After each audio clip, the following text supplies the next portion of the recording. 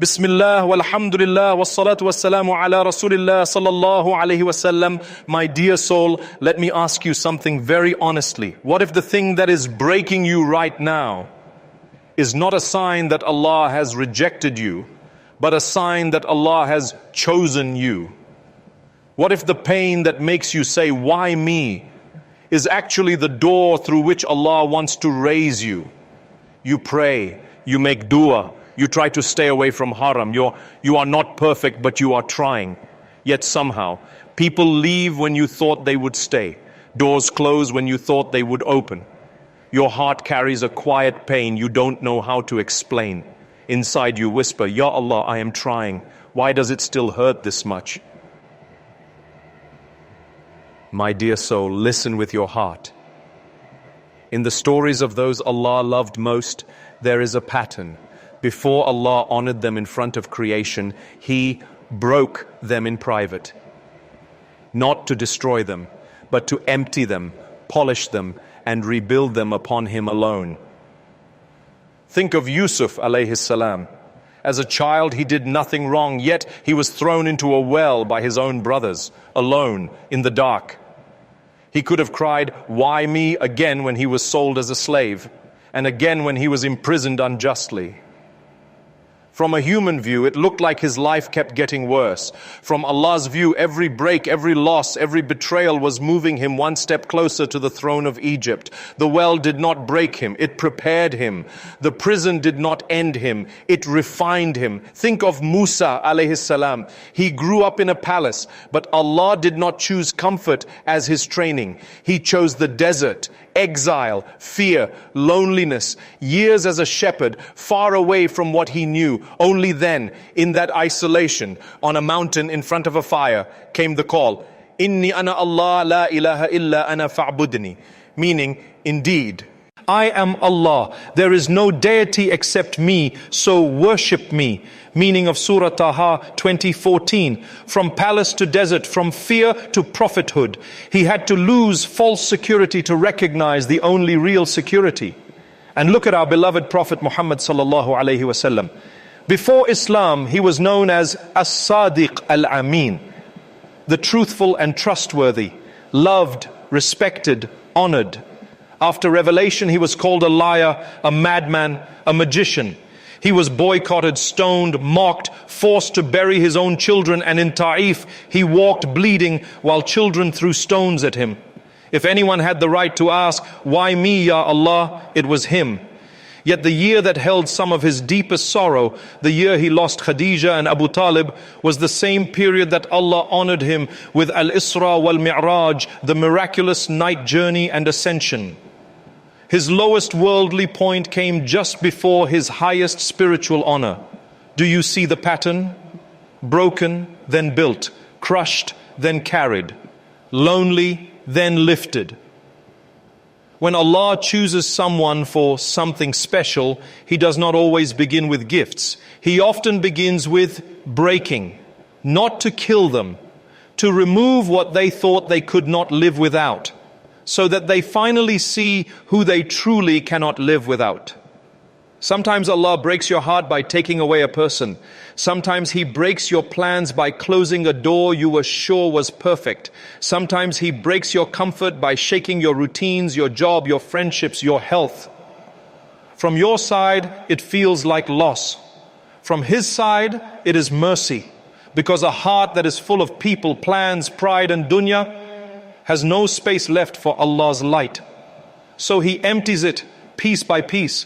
One disappointment, one sleepless night, one unanswered dua, one silence after another, until in the depth of that silence, your heart finally cries, "Ya Allah, I have no one but you." That sentence from a truly broken heart is more beloved to Him than 1,000 smooth duas from a comfortable soul. My dear soul, maybe that is what is happening to you now. You feel like everything is being taken, but perhaps you are being chosen. Chosen to know Allah in a way that those who live only in comfort will never taste. When Allah chooses you, He breaks a few illusions first. We grow up believing things like, "I can't live without this person. If I don't get this job, I'm finished. If this relationship ends, my life is over. If this plan fails, I am worthless. So Allah, out of His kindness, tests those very can't live withouts.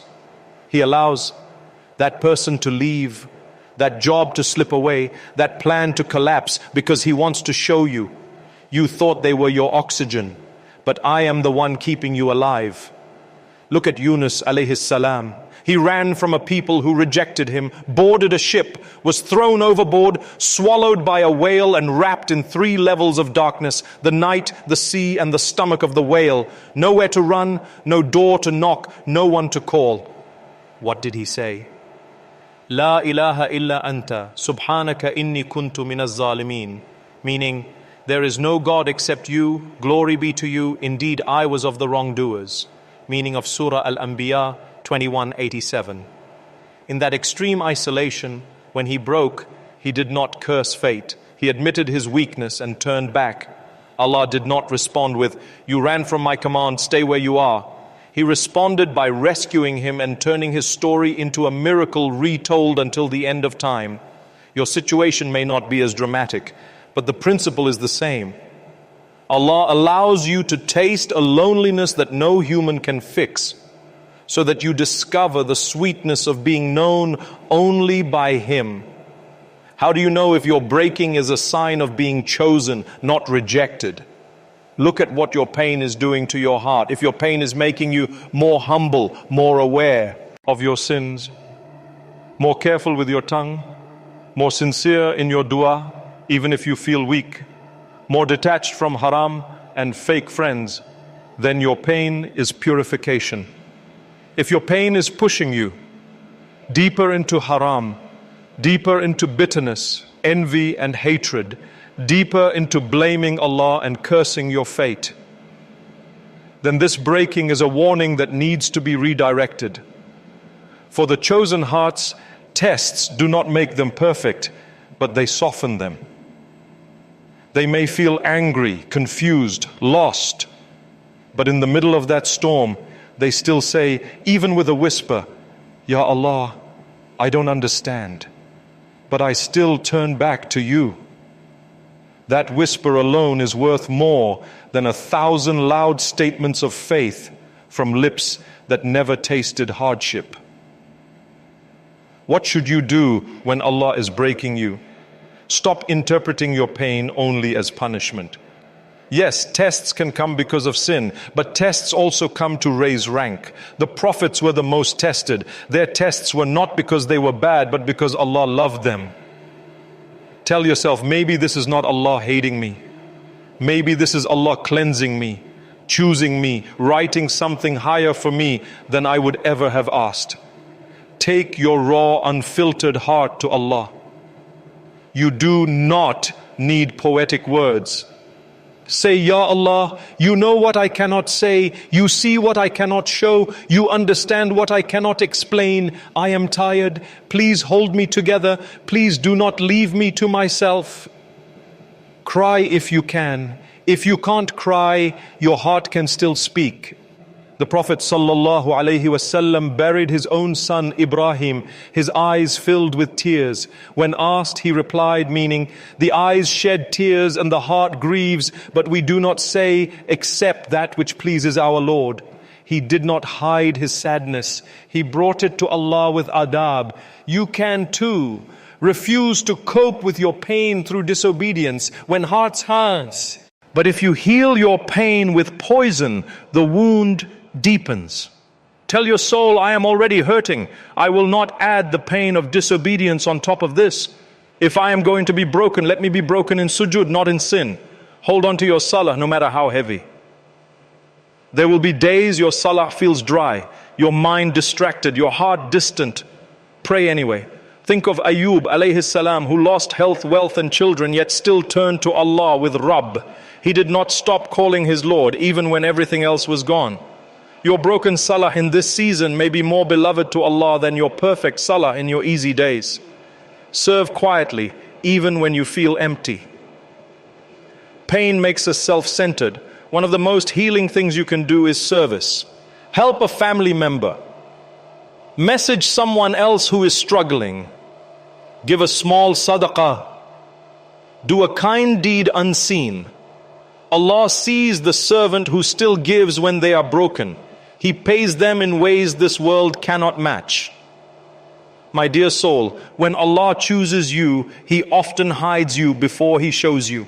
He might remove you from circles you thought you couldn't leave, pause your plans, make you feel invisible to people, not because you are unimportant, but because He is rewriting your definition of important. He is teaching you, you are not special because they chose you. You are special because I chose you. Your lonely nights are not wasted. Every tear in sujood is a brick in your Jannah home. Every whispered Ya Allah is written. Every time you hold back a haram reaction, something beautiful is being shaped inside you. One day, if you respond to this season with patience, tawbah and trust, you will look back at this chapter and say, Subhanallah, if that had not happened, I would not be who I am today. I would not know Allah the way I do now. You will realize you were not get point. Ought being broken. You were being rebuilt. Let us turn to Him now. Ya Allah, Ya Rahman, Ya Rahim, we come to you with hearts that are tired, with souls that feel broken in ways we cannot explain. Ya Rab, some of us lost people we loved, some lost plans we were attached to, some lost peace inside their own chest. If this breaking is from you, make it a breaking that brings us closer, not further. Ya Allah, if you have chosen us through these tests, then do not let us waste them in anger and sin. Let us use them in sujood and surrender. Heal what is shattered inside us. Remove from our hearts what you do not love. Replace our fear with trust, our sadness with sabr, our confusion with yaqeen in your plan. Do not let our loneliness be a sign of abandonment. Make it a sign that you are clearing space in our hearts for you alone. Rabbana atina fid dunya hasana wa fil akhirati hasana wa qina adhaban nar. Ameen ya Rabbil alameen. My dear soul, if these words felt like they were describing your life, don't just move on. Pause, take a breath, say Alhamdulillah that Allah is still sending you reminders. Write in the comments, not for numbers, but as a dua, Ya Allah, if you are breaking me, rebuild me closer to you. Let us all say Ameen for one another. Share this reminder with someone who cries in secret, someone who thinks their pain is meaningless. Maybe through you they will realize they are not being crushed, they are being chosen. And do not forget to subscribe for more heart-based Islamic reminders, so that even in your darkest nights you never forget the one who broke you is the only one who can truly heal you.